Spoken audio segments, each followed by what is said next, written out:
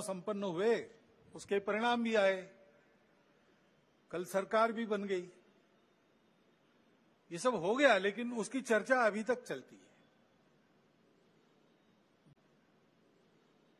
जो हुआ वो क्यों हुआ, कैसे हुआ, क्या हुआ,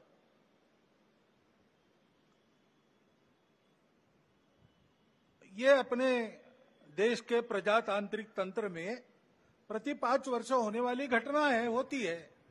उसके अपने नियम है, डायनेमिक्स है, उसके अनुसार होता है। अपने देश के संचालन के लिए कुछ निर्धारण करने वाला वो प्रसंग है, महत्वपूर्ण है। लेकिन हम चरविचरवन करते रहे, इतना महत्वपूर्ण क्यों है? समाज ने अपना मत दे दिया, उसके अनुसार सब होगा। क्यों, कैसे, इसमें संघ के हम लोग नहीं पढ़ते। हम अपना कर्तव्य करते रहते, लोकमत परिष्कार का प्रतिवर्ष करते हैं, प्रति चुनाव में करते हैं, इस बार भी किया है। बाकी क्यों हुआ, क्या हुआ, इस चर्चा में पढ़ते नहीं, क्योंकि आज ही, कल ही आदरणीय सत्यप्रकाश महाराज जी ने हमको एक वचन बताया कबीर जी का। सार रूप में हम लोग उस प्रकार से विचार करते हुए इन सब बातों को देखते हैं। निर्बंधा बंधा रहे, बंधा निर्बंधा होई, कर्म करे करता नहीं, दास कहाए सोई।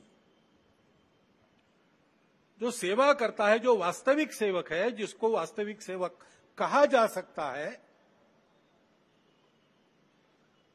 उसको कोई मर्यादा रहती है, वो मर्यादा से चलता है। काम करते सब लोग हैं, लेकिन कार्य करते समय मर्यादा का पालन करते हुए उसको करना। जैसा तथागत ने कहा है, कुशलस्य उपसंपदा, अपनी आजीविका, पेट भरने का काम सबको लगा ही है, करना ही चाहिए।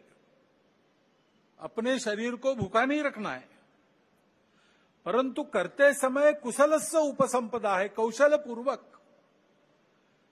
यानी उपजीविका के कार्य में उत्कृष्टता जैसे उस शब्द से निर्दिष्ट होती है, वैसे ही वो कार्य करते समय दूसरों को धक्का नहीं लगना चाहिए, ये मर्यादा भी उसमें निहित है।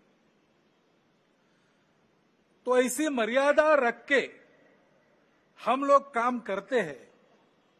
काम करने वाला उस मर्यादा का ध्यान रखता है, वो मर्यादा ही अपना धर्म है, वो मर्यादा ही अपनी संस्कृति है, जो महाराज जी ने अभी बहुत मार्मिक कथाओं से थोड़े में बताई, पूरी बताई। उस मर्यादा का पालन करके जो चलता है वो कर्म करता है, लेकिन कर्मों में लिप्त नहीं होता, उसमें अहंकार नहीं आता कि मैंने किया, और वही सेवक कहलाने का अधिकारी रहता है। ये उक्ति कल जब उन्होंने सुनाई तो मेरे मन में आया कि अपना विचार क्या है, संघ कैसे चलता है, उसको बताने का दूसरा कौन सा उपाय। सरल उपाय में यही है, 4 पंक्तियों में संघ की वृत्ति ध्यान में आती है। क्योंकि इन बातों में उलझे रहेंगे तो काम रह जाएंगे, और चुनाव प्रचार की या चुनाव में जो होता है उसकी बात ऐसी है, वास्तव में तो प्रजातंत्र की अनिवार्य आवश्यक प्रक्रिया है, और उसमें 2 पक्ष रहते हैं, इसलिए स्पर्धा रहती है। स्पर्धा रहती है तो दूसरे को पीछे करने का, स्वयं को आगे बढ़ाने का काम होता ही है, होना ही चाहिए, परंतु उसमें भी एक मर्यादा है, असत्य का उपयोग नहीं करना। चुने क्यों जा रहे लोग, संसद में जाएंगे, बैठकर अपने देश को चलाएंगे, सहमति बनाकर चलाएंगे। हमारे यहां तो परंपरा सहमति बनाकर चलने की है।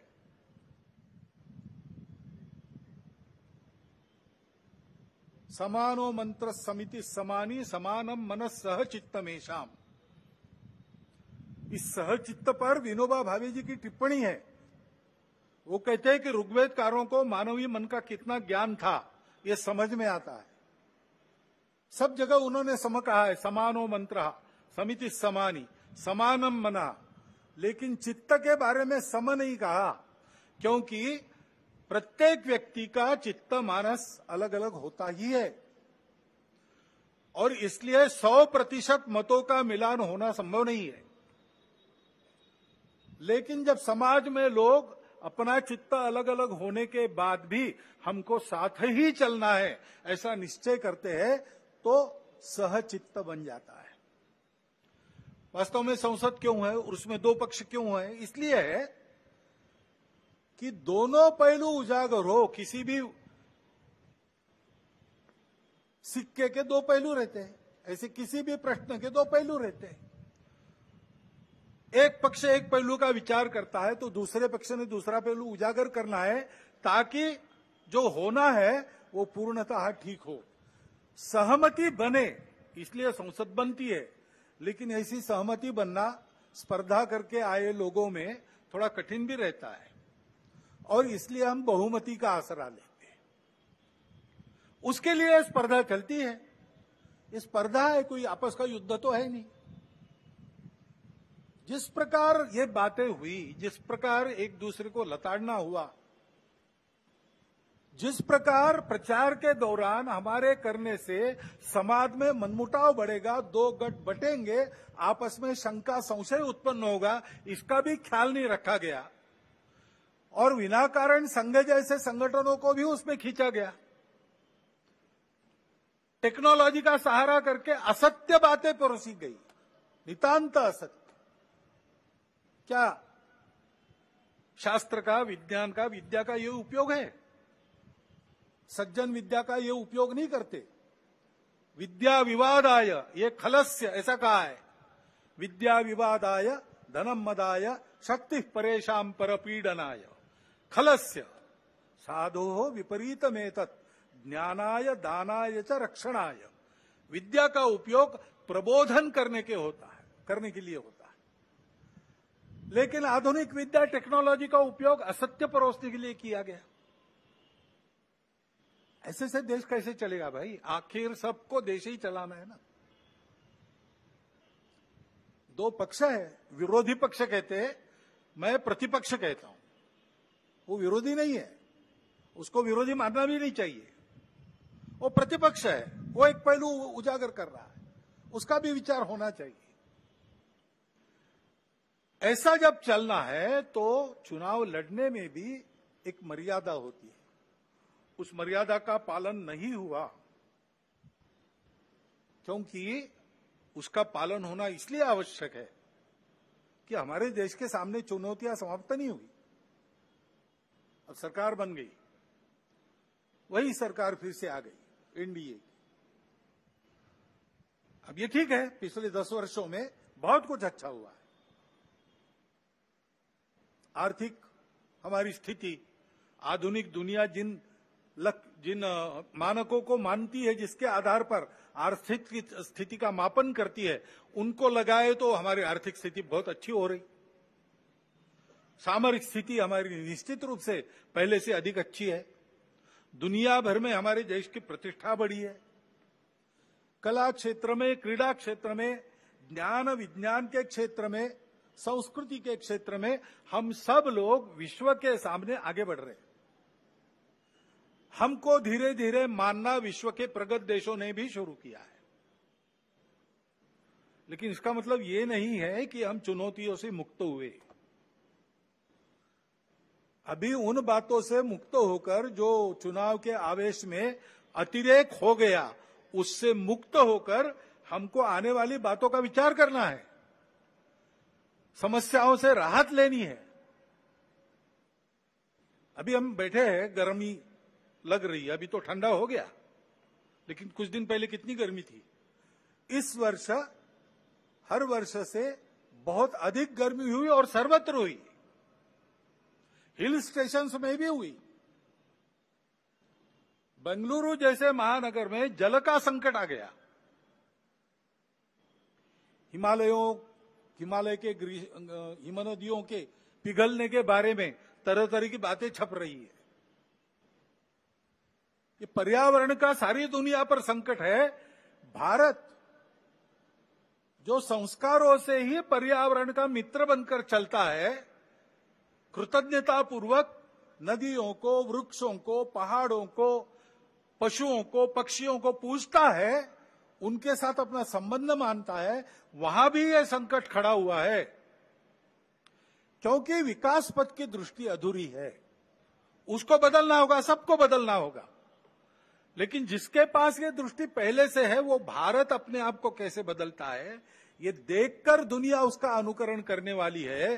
तो हमको अपना स्व के आधार पर एक विकास पथ ठीक से बनाना है। अभी उस स्व का विचार करके भी बहुत सी बातें हो रही है, लेकिन हमको मूल से विचार करके दृष्टिगत सारी बातें बदल के करना पड़ेगा। ज्ञान विज्ञान का जो आधुनिक सारा प्रवास और प्रयास है, उसको भी ध्यान में रखकर हमारे परंपरा का ज्ञान जो काल सुसंगत है, उसको साथ लेकर दृष्टि वो रखकर कि वसुधैव कुटुंबकम, और सृष्टि अपनी माता है। हम सृष्टि के विजेता नहीं है, हम सृष्टि के अंग है। वो माता है, उसका दोहन करना है, उसका पोषण होना चाहिए, इस पर ध्यान देना है। उस ढंग से विकास की रीति, उस ढंग से अपने विकास के प्रतिमान हमको बनाने पड़ेंगे। उसके लिए देश में शांति चाहिए, जगह जगह और समाज में कलह ये नहीं चलता। अब 1 साल से मणिपुर शांति की राह देख रहा है, उसके पहले 10 साल शांत रहा। पुराना गन कल्चर समाप्त हो गया ऐसा लगा, और अचानक जो कलह वहां पर उपज गया या उपजाया गया, उसकी आग में अभी तक जल रहा है, त्राही त्राही कर रहा है। कौन उस पर ध्यान देगा? प्राथमिकता देके उसका विचार करना ये कर्तव्य है। समाज में कितनी बातें आ रही, भले घर की महिलाएं शराब पीकर कार चलाती है और नीचे लोगों को रौंद देती है।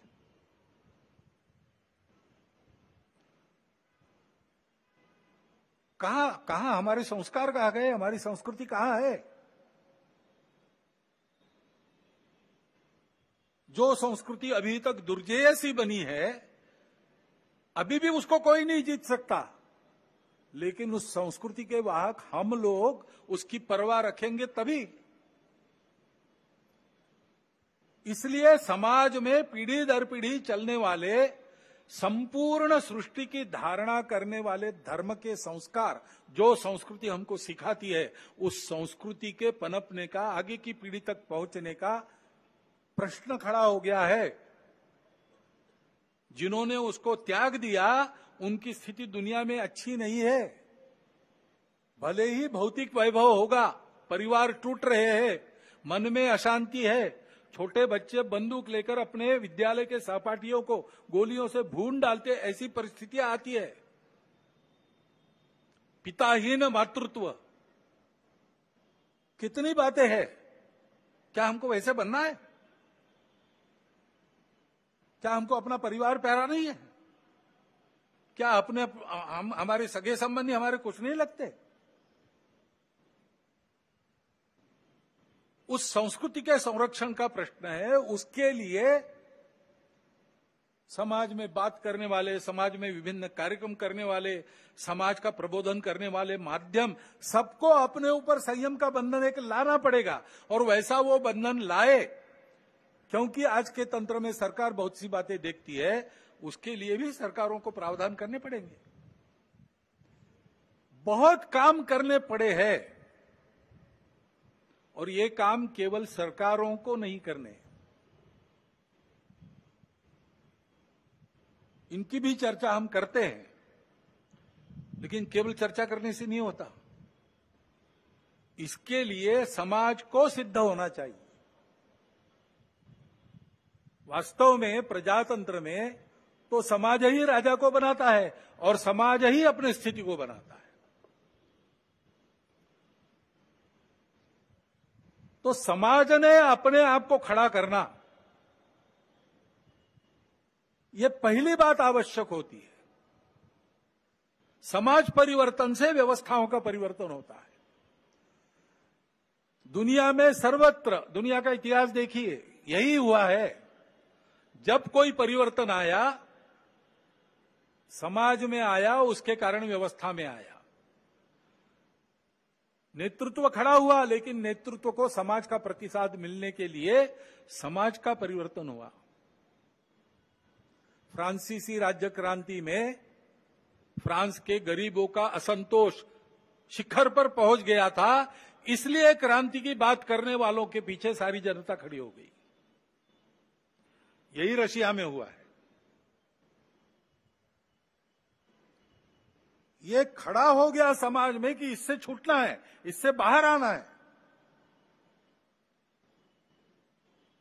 अब वहां ये संस्कृति नहीं है जिसका वर्णन महात्मा ने किया, हमारे संत जी ने किया। संयम की, सत्य, अहिंसा, अस्तेय, परिग्रह, ब्रह्मचर्य, ये हमारे पास है। और इसलिए हमारे पास यही हुआ, लेकिन उसकी जो अभिव्यक्ति थी वो अलग प्रकार की, वो भारतीय अभिव्यक्ति थी। डॉक्टर बाबा साहब आंबेडकर कहते हैं कि कोई बड़ा परिवर्तन होने के पहले समाज का एक बड़ा आध्यात्मिक जागरण होता है, ये नियम है। अपने देश में तो है ही।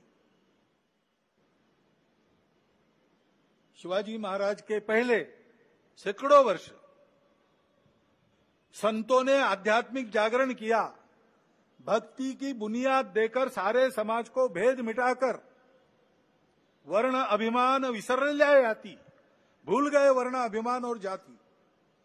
ऐसा समाज खड़ा किया तो शिवाजी महाराज ने स्वराज्य का विचार रखा, उसके पीछे सामान्य आदमी खड़ा हुआ, अपना घर गृहस्थी संभाल कर, और उनके साथ लड़ता था। इसलिए दुनिया की बलाढ्य ताकतें भी उसको पराजित नहीं कर सकती। ये समाज के निर्माण का काम करना है।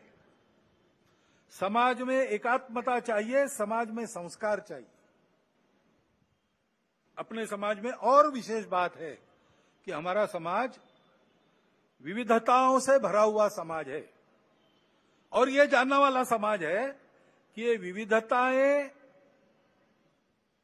मिथ्या है, कुछ दिन चलती है, बाद में विविधता नहीं रहती। मूल में तो हम एक ही है। विविधता भी हमारी एकता का आविष्कार है, अभिव्यक्ति है, और इसलिए उसको स्वीकार करो,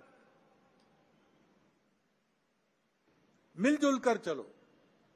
सब सही है, अपने अपने मत की श्रद्धा पर पक्के रहो, दूसरों के मत का उनका उतना ही सम्मान करो, उनका भी मत सत्य है ये स्वीकार करो, और मिलकर धर्म की राह पर चलो। ये धर्म पूजा की बात नहीं कर रहा हूं मैं। सारी पूजाएं अपनी अपनी पूजा पर श्रद्धा रखकर, बाकी पूजाओं को भी उतना सत्य मानकर, सब लोगों ने मिलकर सबकी धारणा करनी है, सबको जिलाना है, सृष्टि को भी जिलाना है, पूरे अस्तित्व के विचार से अपने जीवन को चलाना है। ये धर्म है। उस धर्म मार्ग पर बढ़ते हैं तो उन्नति होती है। हमारे देश में विविधता में एकता पुराना है। कुर्म पुराण में वर्णन किया है यहाँ की जनता का कि ये भारत भूमि की प्रजा ऐसी है, अनेक देवी देवताओं की पूजा करती है और अनेक प्रकार के रीति रिवाज रखती है, अनेक भाषाएं बोलती है, फिर भी मिलजुल कर चलती है। अथर्ववेद की ऋचा भी प्रसिद्ध है, जन्म बिभ्रति बहुधा विवाचसम नाना धर्माणम पृथ्वी में यथोकसम। ये हमारी रीति है। जब इस रीति को हम भूल गए, तब से हमारा पतन हुआ। तब हमने अपने ही भाइयों को अस्पृश्य कहकर दूर रखा। कोई इसके पीछे न्याय नहीं है, कोई शास्त्र इसके पीछे नहीं है, न इसको वेदों का आधार है, न उपनिषदों का आधार है। ये तो स्वार्थी लोगों ने बुना हुआ जाल है, अथवा कुछ समय आया होगा जिसमें ऐसा चलना पड़ा होगा, पता नहीं क्या था, लेकिन वो कालबाह्य है और गलत है। समाज में एकता चाहिए, लेकिन अन्याय होता रहा है, इसलिए आपस में दूरी है, मन में अविश्वास है, हजारों वर्षों का काम होने के कारण चिढ़ भी है। अपने देश में बाहर से आक्रामक आए, आते समय अपना तत्वज्ञान भी लेकर आए। यहां के कुछ लोग विभिन्न कारणों से उनके विचारों के अनुयायी बन गए, ठीक है, अब वो लोग चले गए, विचार उनके रह गए, उसको मानने वाले रह गए, है तो यहीं के विचार, वहां के हैं, तो यहां की परंपरा को उससे कोई फर्क नहीं पड़ता। बस एक बात है कि भारत के बाहर के विचारों में जो हम ही सही बाकी सब गलत है, उसको छोड़ो। मतांतरण वगैरह नहीं करने की जरूरत है। सब मत सही है, सब समान है, तो फिर अपने मत पर ही रहना ठीक है। दूसरों के मत का भी उतना ही सम्मान करो। लेकिन बाहर से आए थे इनके मत, इनका तत्व देने वाले, तो लड़ाई हुई, संघर्ष हुआ, संघर्ष का इतिहास है। बहुत गहन संघर्ष हुए, बहुत कटु संघर्ष हुए, उसकी यादें भूले नहीं है हम, और उन यादों को भूले नहीं तो परिणाम देश टूट गया। वो भी और इन दूरियों को और चौड़ा करता है। बहुत गहरे घाव है, उसकी पीड़ा है। अन्याय के प्रति जो चिढ़ है, उसके कारण अपने ही समाज के लोग रूठे हुए, गुस्से में है, मन में आशंका है, दूरी है, और इतिहास के कारण ये जो घाव हुए उसकी पीड़ा है, इसलिए हम दूर है। तो पास आना और एक होने का मार्ग क्या होगा? मार्ग तो यही होगा कि उसको भूतकाल में जमा कर दो। डर है तो दुर्बल मत बनो, शक्ति संपन्न बनो, डर नहीं रहेगा। लेकिन शक्ति के साथ शील संपन्न बनो। शील अपना अपने धर्म और संस्कृति से आता है, जो सत्य के बाद अहिंसा को कहता है, सबके प्रति सद्भावना को कहता है। सबके प्रति सद्भावना को लेकर पुरानी बातों को भूलकर सबको अपनाना, और हम एक दूसरे को अपना सके इसलिए अपने को जो बदल अपने में करना है, अपने घर से उसका प्रारंभ करना, स्वयं से प्रारंभ करना। जैसे अपने ही बंधुओं को जो हमने ही दूर किए, उनको लेने के लिए ये जो जाति पाति की बात है, it should go out lock stock and barrel, ऐसा बाला साहब ने कहा है। भाषण में तो जाती है, कार्यक्रमों में तो जाती है, मेरा आचरण और मेरे घर के आचरण में वो जानी चाहिए। उसके जगह समताधिष्ठित व्यवहार की प्रतिष्ठापना होनी चाहिए। कठिन होगा, लेकिन देश के लिए करना पड़ेगा। हजारों वर्षों से जो पाप हमने किया, उसके प्रक्षालन के लिए करना पड़ेगा। ऐसे ही आपस में मिलना जुलना है। भारतोद्भव जो लोग हैं, उनसे मिलना आसान है, क्योंकि एक ही बुनियाद है। वही यम नियमात्मक आचरण का पुरस्कार सर्वत्र है, और एक से सब निकला है। एकम सद विप्रह बहुधा वदंती, यही सबकी श्रद्धा है। इसलिए वो तो संबंध रखना, आना जाना, अभेद बरतना, रोटी बेटी सब प्रकार के व्यवहार होने दो। लेकिन जो बाहर की विचारधारा है, ये उनकी प्रकृति ऐसी थी, हम ही सही बाकी सब गलत। अब उसको ठीक करना पड़ेगा, क्योंकि वो आध्यात्मिक नहीं है। इन विचारधाराओं में जो अध्यात्म है, उसको पकड़ना पड़ेगा। पैगंबर साहब का इस्लाम क्या है, सोचना पड़ेगा। ईसा मसीह की ईसाईयत क्या है, सोचना पड़ेगा। भगवान ने सबको बनाया है, भगवान की बनाई जो कायनात है, उसके प्रति अपनी भावना क्या होनी चाहिए, सोचना पड़ेगा। सोच समझ के जो समय के प्रवाह में विकृतियां आई है, उसको हटाकर, ये जानकर कि मत अलग हो सकते हैं, तरीके अलग हो सकते, सब अलग हो सकता है, हमको इस देश को अपना मानकर, उसके साथ अपना भक्तिपूर्ण संबंध स्थापित कर, इस देश के पुत्र सब कुछ अपने भाई है, ये जानकर व्यवहार करना पड़ेगा। और ये होना पड़ेगा तो उसके लिए आदत की आवश्यकता रहती है, क्योंकि विचार तो अच्छे होते हैं, मन को भी अच्छे लगते हैं, बुद्धि भी उनको मान्य करती है, लेकिन दशकों की शतकों की जो आदत है उसको सुधारने में समय लगता है, उसको सुधारने में समय लगता है। और इसलिए उसके लिए रोज व्यायाम करने की आवश्यकता है। वो व्यायाम ही संघ की शाखा है।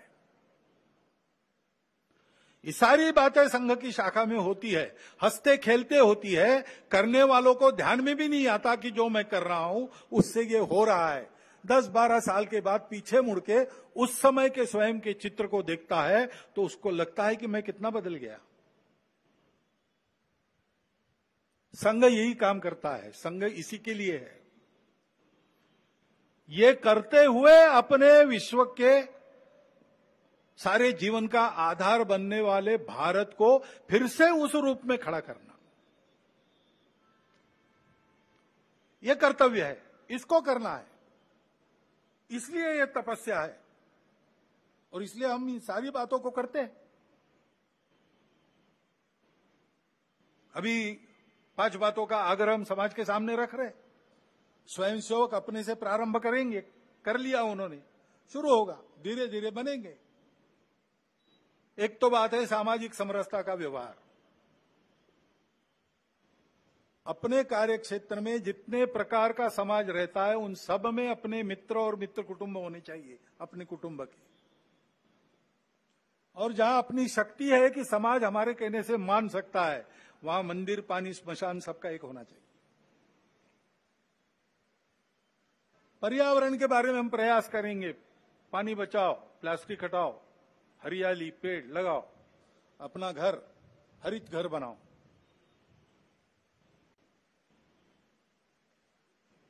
स्व आधारित सारा व्यवहार हो। स्व आधारित जीवन की कल्पना में उपभोग के लिए जीवन नहीं है, समृद्धि चाहिए, अय्याशी नहीं चाहिए।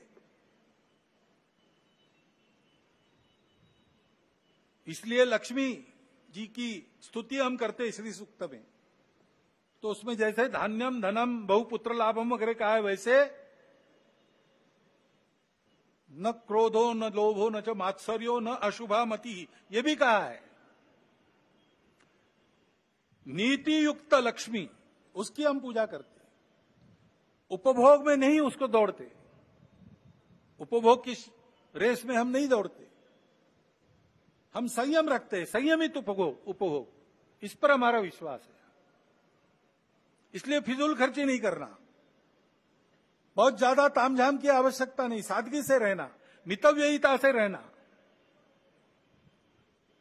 आवश्यकताएं सारी पूरी हो, समाज है तो उसमें थोड़ा बहुत स्थान मान सबका रहता है, उसके अनुसार अपना रहना सहना हो, परंतु अनावश्यक खर्चा नहीं करेंगे,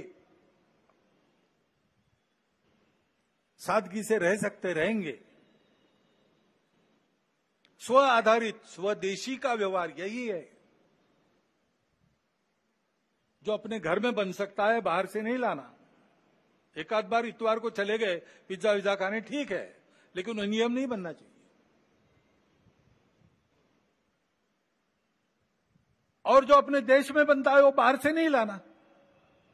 और देश की नीति ऐसी बने कि बाहर से लेना तो प्रथा अंतर्राष्ट्रीय व्यापार है, तो हम अपने शर्तों पर ले, कोई हमको दबाए और उसके चलते हम ले, ऐसा न हो।